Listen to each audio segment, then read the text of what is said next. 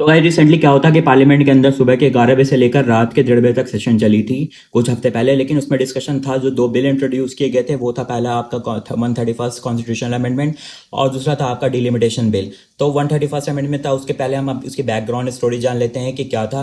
Background story के अंदर ये है कि 1976 में जो हमारा 42nd कॉन्स्टिट्यूशनल अमेंडमेंट हुआ था, उसमें हमारी जो एमपी की टोटल नंबर ऑफ एमपीज है वो 543 थे और हर एक एमपी एक कॉन्स्टिट्यूंसी को रिप्रेजेंट कर रहा था और वहां पर तब पॉपुलेशन क्या थी, इक्वली डिस्ट्रीब्यूटेड थी। लेकिन वहां से लेके अब तक अब जो हमारी पॉपुलेशन है वो लगभग 2.5 टाइम्स बढ़ चुकी है। और हमारी जो 131st constitutional bill amendment bill था, इसमें कहा गया था कि 543 से बढ़ाकर सीट जो है वो 850 कर दी जाए।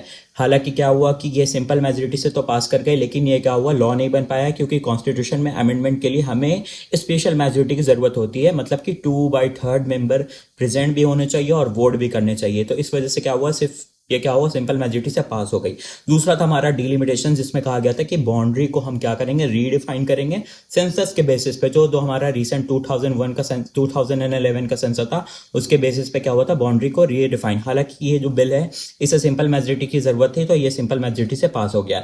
इस सिंपल मेजोरिटी मतलब होता है कि जो मेंबर प्रेजेंट है उसमें से क्या होता है, 50% से ज्यादा अगर वोट आप लेते हैं तो वो क्या हो जाता है, बिल वो एक्ट बन जाता है। लेकिन कॉन्स्टिट्यूशनल अमेंडमेंट के लिए स्पेशल मेजोरिटी की जरूरत होती है, जो कि जो 131st कॉन्स्टिट्यूशनल अमेंडमेंट था वो क्या हो गया, वो फेल हो गया। ऐसी इन्फॉर्मेशन के लिए मुझे फॉलो कर ले, ताकि और कमेंट में आपकी क्या ओपिनियन है वो ज़रूर बताएं। Thank you.